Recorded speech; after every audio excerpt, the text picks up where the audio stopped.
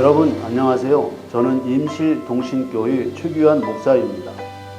이 영상은 진리를 쫓아 살기를 원하시는 그리스도인들을 위해서 시리즈로 보내드리는 하나님의 경륜에 관한 메시지입니다.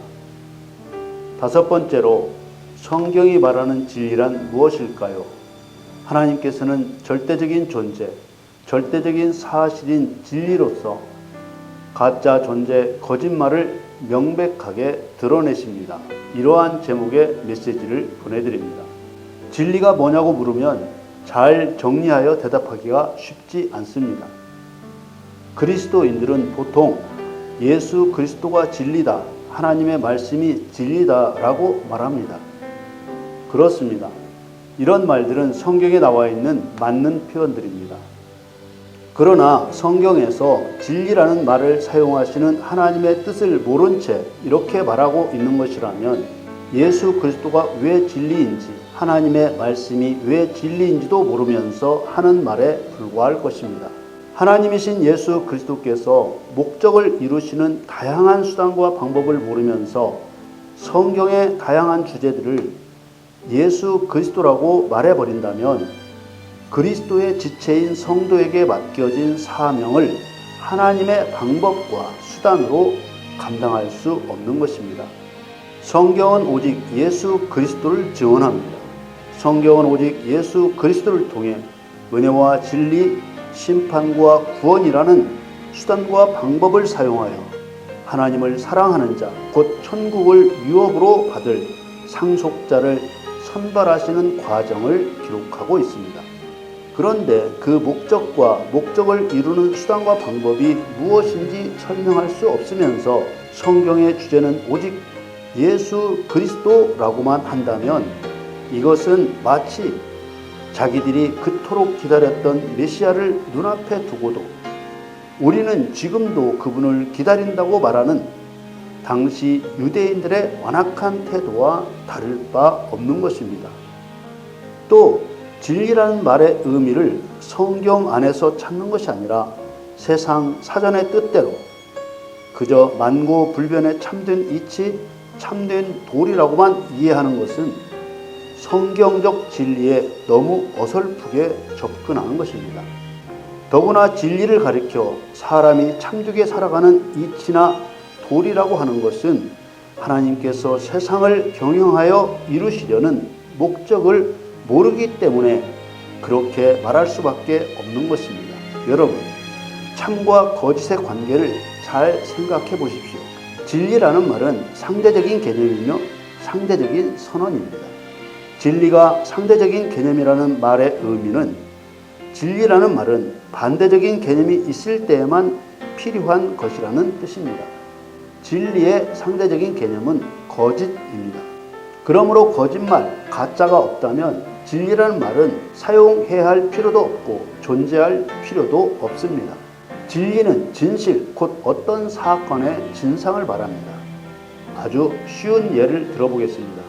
누가 돌을 떡이라고 거짓말을 했다면 아니야, 이것은 떡이 아니고 돌이야 라는 말이 돌을 떡이라고 한 거짓말을 깨뜨리는 진리이고 진실입니다.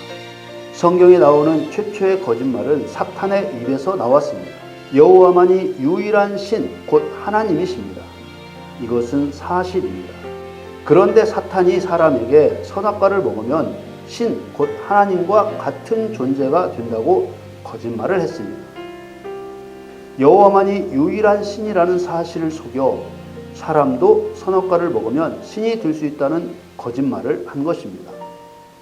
이로 인해 수많은 종교와 무속과 미신이 생겨났습니다.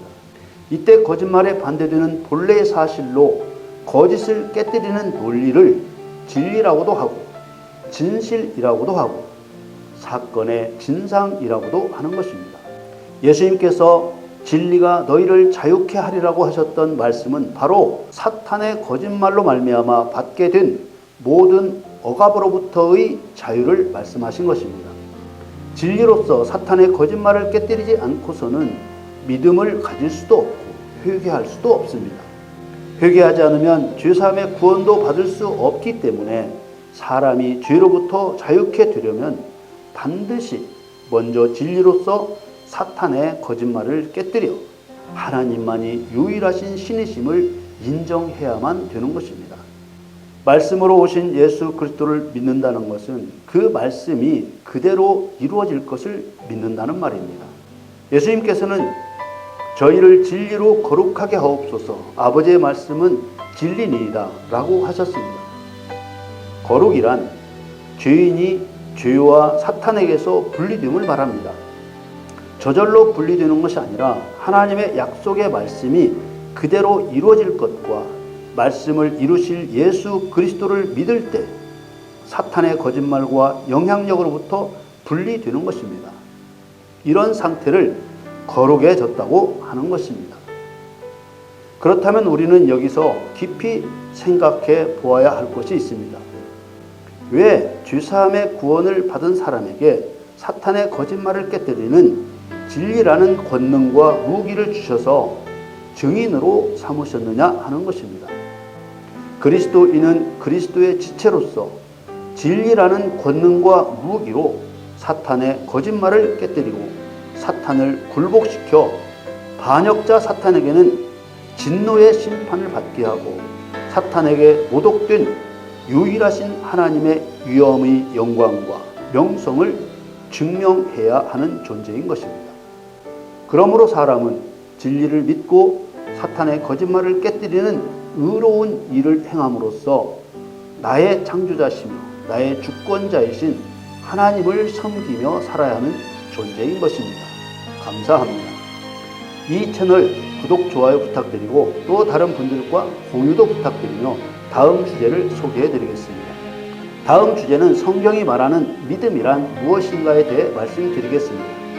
믿음은 죄인이 의롭다 여김받고 죄사함의 구원을 받을 수 있는 고백적인 신앙 행위입니다.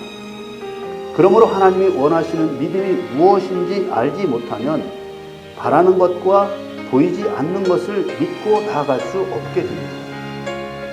믿음에 관한 메시지를 통해 모래 위에 세워졌던 믿음이 반석 위에 세워지는 놀라운 은혜를 입게 될 것입니다.